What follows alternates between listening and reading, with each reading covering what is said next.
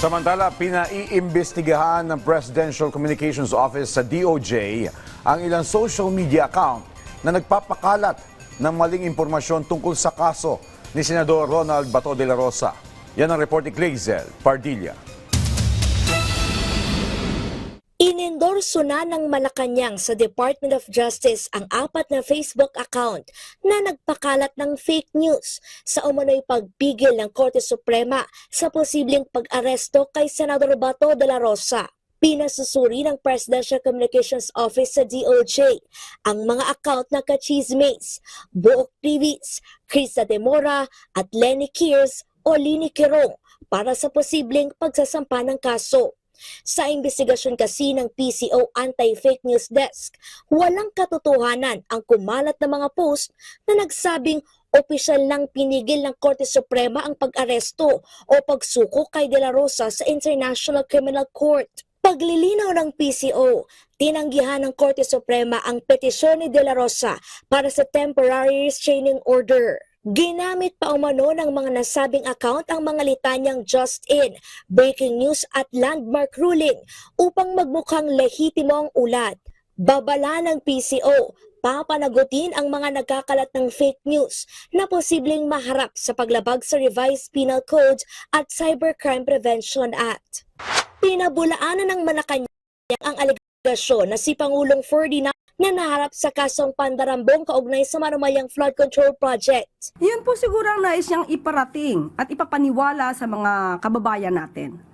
Pero yan po ay walang katotohanan. Sabi ni Palace Press Officer Claire Castro, wala sa mandato ng presidente na mag-issue ng arrest warrant. Ang Office of the Ombudsman anya ang nakatutok sa paghabol sa mga nakakaladkad sa flood control scam na isang independent constitutional body. Paano po magkakaroon ng pamumulitika ang ehekutibo kung ito'y dumadaan sa tamang proseso at tamang pag-iimbestiga?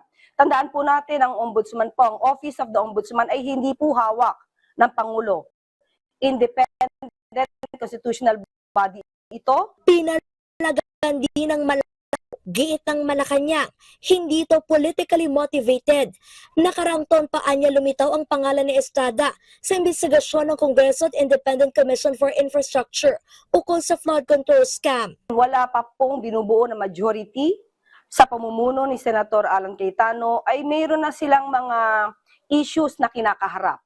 So, hindi ba kabaliktaran yung sinasabi, baka sila yung namumulitika at hindi ang ehekutibo. Sabi ng palasyo, magandang ginawa na Estrada na hindi na nagpahirap pa sa mga law enforcer at haharapin ng maayos ang kaso. Bumuelta din ang Malacanang sa pahayag ni Congressman Paulo Duterte na tila naghahanap ng mga nagawa ng administrasyon na naramdaman ng mga Pilipino. Isa-isang inilatag ni Castro ang mga proyekto ng administrasyon, gaya ng pagpapanagot ng Pangulo sa mga sangkot sa katiwalian, pagpapalawak ng libreng Wi-Fi, eGov.ph, zero balance billing sa DOH, at ilang flagship projects gaya ng Metro Manila Subway at pagpapagana ng mga dalian chains na hindi umano-umandar ng 10 taon at pinabayaan ng nakaraang administrasyon. So, bakit kailangan panghintayin ang SONA? Samantalang kung manunod lamang siya ng press briefing, makikita niya na po kung ano ang ginagawa ng Pangulo. Payo ng palasyo kay Duterte. Lumalabas po kasi na hindi siya updated, hindi nagbabasa, hindi nanonood ng news. Nakakaawa naman.